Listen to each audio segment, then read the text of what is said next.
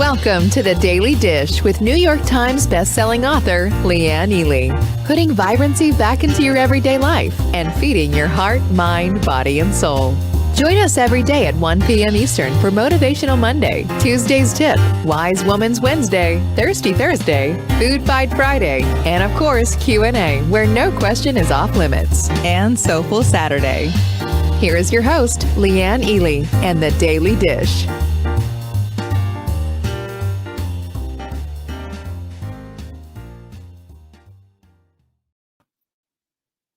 Well, hello there. Guess what day it is? It's Thirsty Thursday, and I'm so glad you're here. Look at everybody who's already shown up. Good heavens, June is in the house. June, you right on time. I'm not, but you are. Good job. Vanessa, Jocelyn, Corliss, Lily, Lynn, Nancy, Doris, Lizzie, Tanya, Terry, Juanita, Jackie, Brenda, Francesca, hello. Isn't it good to be together? Hello, Diane. I'm glad you're here. Listen, I'm really excited about today's show. I love this whole topic. Hi, Lucy, of paradoxes, because oftentimes what happens is we push back against everything simply because it doesn't make sense or it stops seemingly to make sense. There's Carla, again from Hawaii. Aloha. Aloha. So anyway, Lynn is here too in the house. It's so good to have you here, Lynn. I'm excited about today's show. I'm excited about all the things that it is. It's a conundrum of sorts. I love that word. I also love the word paradox. Not paradox, paradox. So it's always going to be fun because we get to kind of go through these things and tweak things and squeeze our brains a little bit so that we can start understanding these concepts. I think it helps. It helps to keep building that momentum that we want toward our goals and away from the garbage that we don't want to be doing in our lives anymore. Amen to that, right? Pinkies up if you understand what I'm talking about. Nancy is right. We are honoring our veterans today, and I have 3 nephews that are veterans. So hats off, and thank you for your service to our country. It's a really important thing. My father was a Air Force pilot in World War II, but for the UK, for England. So there you go. Who knew that? I did. This is what we've got. There is no force equal to a woman who is determined to rise. This is such.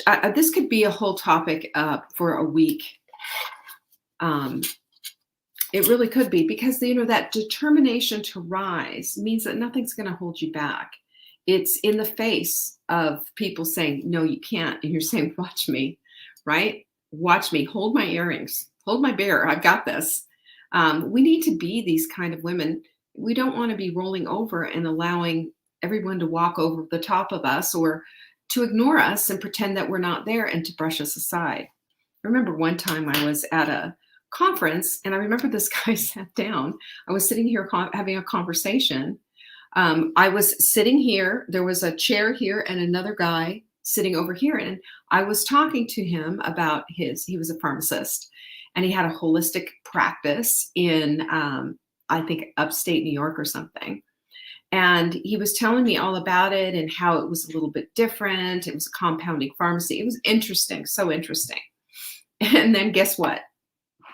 Guess what? A guy came and sat right in between us, completely interrupted the conversation, started talking to this pharmacist guy that I was talking to, and it was if I wasn't there. And I'll never forget that feeling that I had inside of getting up and just feeling like, well, apparently I'm invisible. And I was so angry and so hurt at the same time. I didn't know whether to cry or to say something or whatever. But I just want to mention that we've all been through that kind of a thing, maybe not that dramatic, but there is no force that is equal to a woman who is determined to rise. I did rise up out of that. And guess what? I did confront that guy. I'll tell you the story about that sometime. It was quite different. And I was very, very, I was nice about it and even keeled. And this is one of the benefits of walking away for a minute, taking a breath, and having the moment or the time that you need in order to process something. Because, it's this harebrained trigger that gets us in trouble. It's abrupt. I've gotten myself in trouble with my mouth more than once. What can you do except clean up after yourself and apologize and make the best, right? But when it's been done to you, boy, do we take it ever so personally, don't we? But we can rise above that. That's the whole thing. We have, of course, our carb cutter right now. I'm just going to tell you about this because I'm getting ready to place another order for the Thanksgiving holidays, which are coming up before we know it, guys. And let me say this carb cutter, what can I tell you about? What can I tell you about it? Except that I have experimented with it. I have read the studies on it. And let me just tell you something. We're lucky to have it in our shop. We've got it at this very low introductory price right now for $37 a bottle. It will not be like that when it comes back on. We have like 10 bottles left. Seriously. savingdinner.com/carb cutter. And let me just tell you what this is. This is a supplement that is going to allow you to dip your toe in the mashed potato pot this Thanksgiving. That's how exciting this is. I want you to do that. I want you to just know about it. And I am fully in love with this. Get 2 bottles, stick one in your purse, and keep another on your kitchen. I keep it on the kitchen counter because it's something that you take along with my digestive enzymes and my ACV. That's my thing right now. Those 3 things right before I eat. Amazing. And by the way, the experiment that I did was I had some oatmeal for breakfast. I had a carb-rich lunch. I had a dinner, and I had popcorn after dinner. And I took this supplement dinner, and everything had carbs in it. There was spaghetti, noodles, there was potatoes, there was popcorn, and I did it on purpose, taking this to see what it would do. Because the next day, if I'd done something like that regularly, the next day my scale would have said, "Oh, you're up 3 pounds for all this abuse that you've done." The next day, there was no increase. So I did that once, and I've just kind of played with it the other times. But one time I just fully loaded up on carbs to see how this would work. And I am super carb sensitive. So for me, it was just like, it was a no-brainer, That's what I have to say about that. Also, in addition to the carb cutter, we also have our supplement of the week, which is our Immunity High Five. This is a set of 5 supplements that will support your immune system, especially during cold, sinus, flu season. Check it out. If you buy 2 sets, we're going to give you the 5th one absolutely free. That's at savingdinner.com/show. Look at all you, lots of military. And Lynn, we love you. Of course, you're a retired vet. Proud military spouse here who loves her vet. That's Terry. Of course you do. Yeah. Jama says she forgot about falling into the mashed potatoes last year. I mean, right? And we're not only going to fall into the mashed potatoes, but let's be honest, there's stuffing to be had. And I might, what I do we always have lots of different pies and stuff and especially with my daughter here, there's going to be a lot. I will have a bite of, I'll take a plate and do bites of everything and try everything. But, I'm just, honestly, I'm not a big on the sweet person, but I do want to try things. Yeah, I'm going to be passing this out at Thanksgiving. Just passing it around the table. All righty. You can find us all over the internet on all social media channels. We're on Instagram. We're on TikTok. We're on all the things. You can find us. Just go there and put Saving Dinner in, and I promise you'll find us. You can also, who is ready for the bonanza? Anyone? And tell me, did anybody, if you participated last time in our gala, you're going to be getting a postcard in the mail. And wait till you see it. Oh my gosh. Y'all, this is giddy up time. I can't wait. November 18th and 19th, we're going to be doing it 1 o'clock as usual.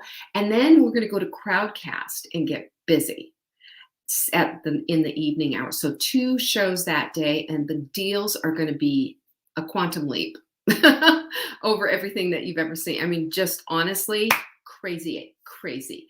And every show is different. Every show has different deals. It's like QVC and music and chair dancing. You know, can I say that? We're going to have so much fun. You're going to want to be there. We also have a bunch of people signed up already for the wait list for our Inner Circle. Inner Circle is a group of women who get together. We discuss the book. We get on hot seats and we get a little vulnerable with each other. We have a secret channel that we that we all communicate with, and you know, it's just an amazing group of women. We will be opening up again in January. So you're going to want to be a part of that. So it's absolutely incredible. You got to get on the wait list though, because first up are going to be people who are in Inner Circle already. They have first dibs on the seat. Then the next up are people on the wait list, and then we'll open it up into people who are here, you know, on the regular list. But here's the deal: we only have 50 seats, so it's going to go fast. I'm just letting you know. The Bonanza, you know about savingdinner.com/bonanza. You can get your seat now for the Crowdcast. Facebook won't let us do that, of course. You know how they are, but you can get that. And there you go. Lizzie's already signed up for the Crowdcast part. Are we going to have a fun time or what? I will tell you, I am already getting my gear together, and cute stuff ahead. Cute stuff. Got the hat. You know, you're going to want to put on your. Listen, at night we open it up and we people come on board and we see all the outfits. Last time we had dangly earrings and dressy. This time it's going to be cowboy gear. That'd be so fun. I can't wait. I think that's everything, isn't it? Of course, Q&A is tomorrow. Have you got any questions in? Don't forget, send them in at support@savingdinner.com. Question for Leanne on Friday goes right there into the subject line. Lynn already has her outfit ready to go. I knew you would, Lynn. I'm counting on you. And you got to get all your giddy up gals and get them ready to go. You know, I'm serious. Who has their Thanksgiving menu, by the way? What are you doing? You going to do the keto one or the low carb one or the traditional one? What are you going to do? The menus, recipes, the shopping list, the timeline, the troubleshooting guide, all of it, however it is that you eat, it's all at savingdinner.com/Thanksgiving. Share that link too, because I'm going to tell you what, it's everything. Yeehaw. Nancy's already getting into the vernacular there. She's got it going on.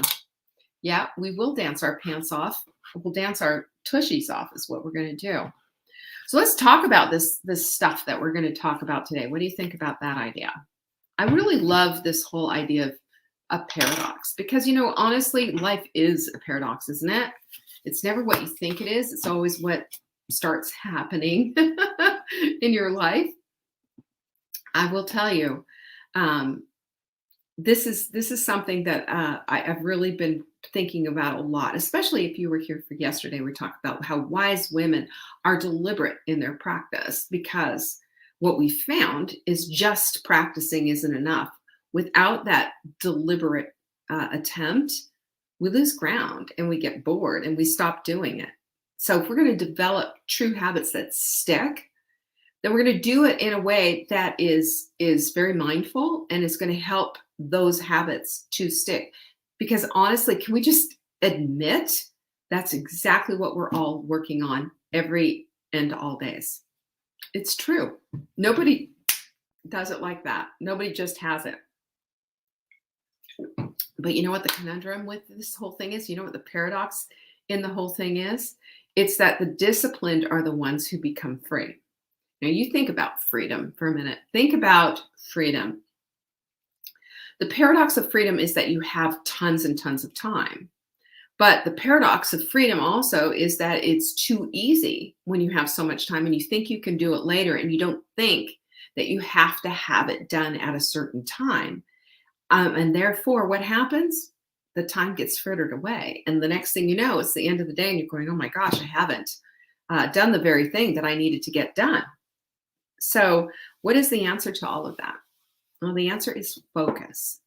Focus is one of the most important, best ways for us to get on top of things that we need to get, not just get done, but also get achieved, get accomplished. and have. It always works. It works wonderfully that way. James Clear, again, a hero of mine, he wrote Atomic Habits, great book. And he said, the disciplined become free. That's a good one to write down. The disciplined become free. If you have a tough time managing your time, of course, we do have the time block sheets. You can find those at savingdinner.com/time. They're free. You can download as many and you download it once, make as many copies as you want. I think that it's a fabulous tool to have. As a matter of fact, go there, get that, and download like 10 copies so that you have it and you can pull them out at any time. Time blocking sheets essentially just give you a capsule and a big picture analysis of what the heck where the heck your time is going and what the heck is going on with your time. It's a wonderful way for you to make the connections between what happened today and knowing, oh my gosh, there it is right there. There's where it all went. And I believe too that, if we just carry on every day without restraint and just keep doing the same things that we just keep doing and still having that same degree of dissatisfaction with what we've done with our days, then we'll find ourselves in the place of just thinking, is that all there is? You remember that what was that name of that movie? Is that all there is? Wine and Roses or something like that. I remember Jack Lemmon was in it. Old movie. And I will tell you right now that this paradox of freedom lies in channeling and focusing your energy on the thing that you want instead of going all over the place. Life becomes a game of 52 card pickup. You remember that how you used to play that with your kids? You'd say, hey, you want to play 52 card pickup? How do you play that? And you take a deck of cards and just all over the ground. That's how it feels sometimes when we are not focused on the things that we need to not just to get accomplished, but actually to achieve. There's a difference. We need to check things off the list, but we also want to become and achieve. And to become and achieve requires a focus. It requires focus. So yesterday, as we talked about deliberate focus and how it reels us in from freedom and giving up, we also understand that, piggybacking further on that, focus is the switch that creates the energy for the deliberate practice. That's an important thing to look at, because what is it that's going to create this deliberate practice? Focus. Focus is the thing that's going to do it. Think about how a magnifying helps you to focus on something. Think about something kind of cruel that maybe you did as a kid, is that you focused your magnifying glass on an ant with the sun and you smoke up the ant. I think I never did that, but of course I saw kids do that. I always thought it was very cruel and awful. But that's what the focus does. And we can burn through things like that, much like the magnifying lens burned through that poor unfortunate ant on the sidewalk in front of my house. We can do that if only we get our concentration and our focus directed. So focus, so think about this and how this focus creates freedom. If you're focused on form and getting in the reps that you need to get in, if you're strength training and the weight that it needs to be, and you're practicing your deliberate practice, and you're actually writing the weights down so that you can see the progress, right? So that you can see how you're doing, so that you have a real true measurement of what's what. Then what happens? You get to create physical freedom, because the stronger you are, the better off you're going to be. Do you know the one dreadful thing? Listen, it's super interesting. Do you know one of the reasons why people end up in rest homes is because they can't get themselves off the toilet anymore. Their leg muscles are so weak. This is why I think Nancy's doing it, but I offered an idea to do a squat challenge of doing 20 to 30 squats every single day. 20 to 30 squats. We can do it. Just think about almost getting your butt down into a chair, but getting back up before you get your butt in the chair. and being able to get up and out of a chair without using your arms. If you have to use your arms to get out, that's telling you that you're, there you go. There you go. Nancy's doing it. It's a small, simple thing. And for advanced users, do jump squats. And I wouldn't advise this for people who have knees, but I do 20 jump squats in the morning. And it's just a simple down and up and down and just gently jumping. It adds just a little bit more. You could do it on your rebounder, by the way. You can use your rebounder for all of this, but all of these things help you have physical freedom, because physical freedom is what's going to keep you out of rest homes, ladies. I mean, we underestimate. I shared with you Bill Phillips' story about he had did I share this yesterday? I think I did. Look at Jocelyn. She's doing 60 squats a day. That's fantastic. But here's the thing that we need to look at. Bill Phillips, who had COVID, CNN did a story on him. He wrote a book called Body for Life. And it was his second time with COVID, and the doctor said if he hadn't had the muscle that he had on his body, he would have died. He had that was at our staff meeting, you're right. He had less than 1% chance of making it. He's in his 50s, less than 1% chance of making it. It was his body that saved him. He lost 70 pounds of muscle in the hospital. He was intubated for 43 days. Intubated. Ventilator on his belly with a ventilator. And had he not had that muscle, he would have died. Yes, he lost it all in the hospital. He looked absolutely decrepit and ancient when he got out. You should see him now.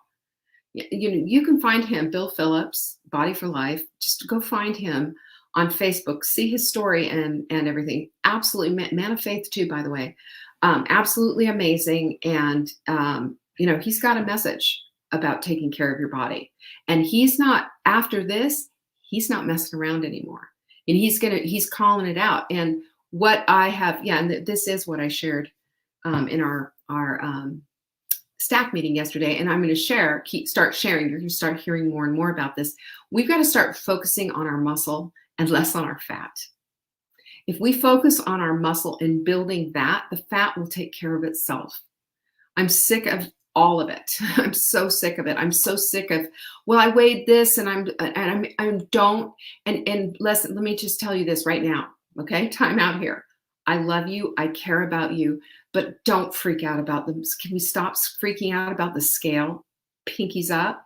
Can we stop it with all of this size nonsense? And instead, if we want to go after our greatest asset, which is our health, because this is the vehicle for our lives, the thing we need to start thinking about is our physicality.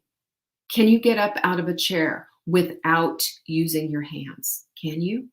If you can't, then you start working on that. Start the squat challenge, start everything, because that equals physical freedom. Let me ask you, is there anyone here who wants to have their child say to you, you can't, Mom, we're going to have to put you in a nursing home or assisted living because you can't get, I used to say this to my mother all the time. Mom, I want you to be strong. My mom was tall and thin, osteoporosis, unfortunately. And then that's, what hastened her death. I've shared that story. But I kept asking her, Mom, you've got to get strong. We've got to get you doing, I had her doing, water bottles for a while with whatever. But, I got her on the floor and said, Mom, I need you to stand up from the floor. Get up from the floor. She couldn't without my help. And she was in the 70s. This is years ago. These are indicators of how strong we are and how we're going to do. This is a red flag to you. And it's a taking away of your physical freedom if you don't have the muscle to be able to live your life. If you can't get off the toilet, you're going to an assisted living home, by the way. If you can't get up off the floor, here we go. It's time. If you're going to join me for this, I'm just throwing this out. This is just completely spur of the moment. 20 squats a day. It says like up and down, 4-minute workouts, 4-minute workouts a day. Are you in? Pinkies up if you're in. We're talking about freedom here, people. Freedom. Physical freedom equals freedom for your life. Otherwise, you're going somewhere against your will, maybe. I remember telling my mom, having that conversation with her. She did not want to do it. I couldn't, there was nothing else I could do. Nothing else I could do. I got to the place where I could not take care of her anymore. It became so overwhelming. Even with hospice coming in, I mean, my business suffered like you would not believe. I was not there. I was always with her. She was always calling. She always needed something. And I get that, and I understand that, and her breathing was hard, and she was scared, and it was a lot. But the physicality of the whole thing, a lot of this could have been prevented. A lot of these things, as far as read about osteoporosis and reversing that, go read it on the internet. Is it possible?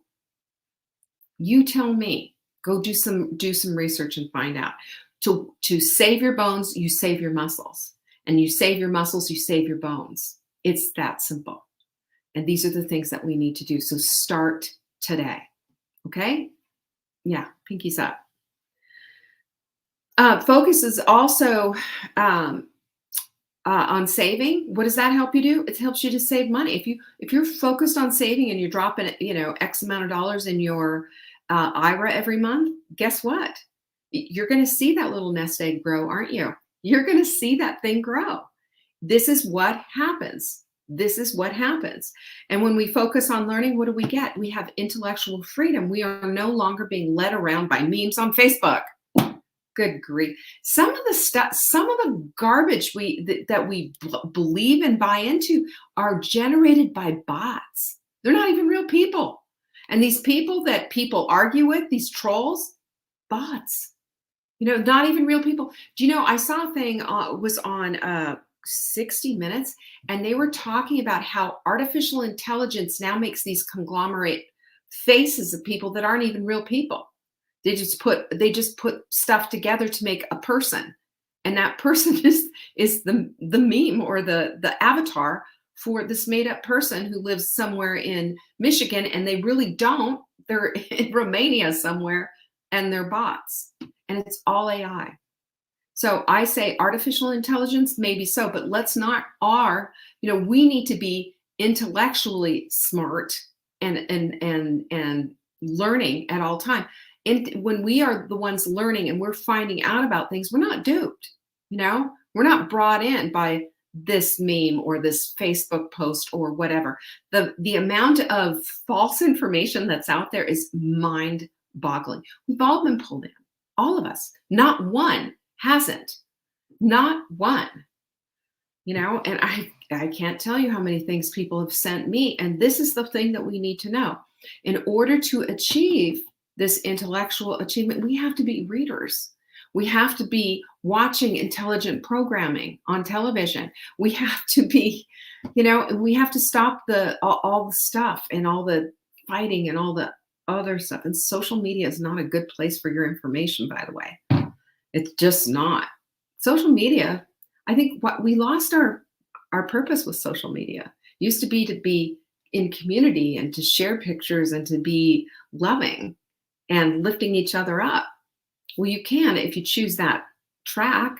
And to me, that's intellectual freedom, because we know if we want to grow and develop, then we need to do things that help us to grow and to develop. And I will say that hanging out here with all of our lovelies from the Hot Milk Sprint group, that's a good way to do it. Okay. We have to look at that a purposeful use of time, deliberate practice, and consequent results are all a part of focus. That's what focus does. And isn't that, if I'm not mistaken, Joanne, isn't that your word of the year? Focus? I think so. Yep. Oh, Lizzie, you're so right. No one does research anymore. We assume they are correct. The other thing that you have to understand too with research, there's a lot of biased research out there. You got to follow the money and see, who's funding it. There's a lot of garbage out there, and that includes in nutrition too. A lot of crazy stuff. So we focus by directing and redirecting or creating something that checks the boxes of our attention, because that's what focus is. I told you about that poor unfortunate aunt, but let me tell you about you as a human. When we are engaged with one of our five senses, we are that much more engaged. It helps. It brings things into play. It helps us to understand things. So, number one, when we see, let's use our vision. What do we see? We see our vision board. We see our journals. Maybe, do you have one of these? Do you have one of your journals here? I do. I was working on my journal today, and working in there with starting with three things to be grateful for. That is a great focus, by the way, gratitude. It's a fabulous focus because it lifts the veil of all the darkness that's out there. And it shows and gives you a little spotlight into how lovely really your life is. I love that. And Take Back Your Life journals are fabulous because they help us to keep focus because they're required to be in there daily. So when you take this, you pick it up and you look at it and you're seeing your daily planner right here. You start with three things that you're grateful for. And then you write your intention out for the day, depending on what your goal is. And you see that. And then you write your goals out in your little cheapo dollar store journals. And you start to see those things happen because your focus is on that, because you just wrote about it. See how we just looped that and closed that circle? It's incredible. It's what we see. It's what we write because we're experiencing that. It's our vision board that's right there underneath my clock. It is those journal entries. It's using my lovely quote deck right here. And we got the little wooden stands that the quote sits on, and it's there looking at me all day. When we're seeing something, we're changing our mind. It puts our focus over onto that. Number two, we hear it as well. And I'm going to tell you something, one of the most powerful things that I've done, I've shared this with you before, is I made voice memos of things that I wanted to achieve, things that I wanted to see happen. I had a vibrant vision for a house on the water with a boat dock and the whole bit. And here I am. I shared that with you on almost a year ago when we closed. And we have a video of me just kind of going crazy, like we just closed. This is our house. I can't believe it, blah, blah, blah. Because it was a year ago. It's hard to believe, but it's almost been a year. And that was imperative. What I did beforehand, I wrote about this house in my journals. I visioned this house in my vision board. And then I spoke to myself about this. And I even said my own name, because we hear that, by the way. That's part of the hearing thing. That's another part of your hearing. It focuses your prefrontal cortex. And that's the most complex part of your brain. That's the part that is able to do the abstract thinking and to see all the many layers and conceptualize exactly what it is. This is the most developed part of our brain. And then, rather than living off the monkey brain, we can live off of our prefrontal cortex and start making sense of the world. And our senses help us. The vision thing is a big deal. And seeing all of that. And then when you hear it and you hear your name, you automatically pay attention to your name, whether it's you saying it or someone else, by the way. But your name is unique and uniquely yours, and you uniquely hear it, by the way. So high-fiving yourself after a workout and way to go, Leanne, and, boom yourself right in the mirror, whatever. But look yourself in the eyeball and do this. I know it sounds crazy, but it is super effective and it changes your body's chemistry. And as we change all of that stuff, my goodness, look at how that feels. Lucy said something really good. Reading out loud helps too. One of the things that I have done with books that I really want to get ingrained, and I do this with Joe. Why can't I think of his name? Oh, I can't believe this. Dr. Joe Dispenza and his books. I listen to them on Audible and I read them at the same time because mind-blowing. I did the biology of belief that way because I wanted it into my understanding. When Bruce Lipton said that 95% of us live our lives on autopilot each and every day, I said, that's fine for cleaning my bathroom, but I don't want to be living my life on autopilot with Mark. I don't want to be living my life on autopilot with my kids or with you. I want to be present. I want to be invested. I want a relationship. That's completely different. So when he said that, I paid attention, and I paid attention to that book and became a devourer of that book. And it changed my mind because it changed my understanding of what the brain is about and how we can bring about all these different things. It's just so incredible. We can also feel it. I've got to look what I have here, right? Use a rubber band. You can use a rubber band to remind yourself to stop a bad habit. I mean, I did that a long time ago. When I used to bite my nails as a kid, it stopped me from biting my nails. I just pulled the rubber band. And I pull the rubber band if I start to delay, just because it is a attention grabber. And I'm not snapping the rubber band so I've got a big mark and going, yowza. I'm not doing that. It's just a reminder. You can also, the kitchen's closed. We've done that, right? If you want to stop snacking, hey, Liam, the kitchen's closed. You're telling yourself something and you're repeating out loud, it is worthwhile. It trains and retrains what your focus needs to be about. You can do that with taste. As you're eating your delicious, healthy meal, you can say, this tastes delicious. The time invested in the kitchen was well worth it. I'm so proud of myself for eating like this. High five, Leanne. Once again, right back into that whole thing. Same with the smells. I mean, you know what Thanksgiving smells like, right? If I just said, what does Thanksgiving smell like? You'd say, it smells like my mom's. It smells like, I can smell the dressing. I can smell the turkey gravy cooking. I can smell the cranberries being made, whatever, or the pies baked, whatever. You have certain smells that we also identify. And I would also go a step further and say it's also available for us to stop and smell the roses, because sometimes our focus just needs to be on slowing down. And our focus needs to be on appreciation and loving what we have right now. That's what we need to do. But we engage our senses. That's part of our focus. And what I know is this, that where your intention goes, that's where your energy flows. So if you've made a decision that you're going to get all wrapped up in the negativity of a situation or person or whatever, then that's where your attention's going to go. And I will tell you right now, it's a stagnant journey, right down into the pit. And it has absolutely nothing to do with what you want in your growth as a human being. It won't help you. The only thing that you can do out of that big mess is to sort out and find the lesson that you need from it and put it in the experience file and then move along, little girl. Because honestly, staying focused on that is going to drive your energy right into a big old hole. Big hole. So the more we focus on something, the more we're going to get of it. So if we're focused on the negative, there it is, right there. That's why I say bring you back to your senses. This is going to help you to check the box and to check the box and to check the box. It was amazing. It was amazing.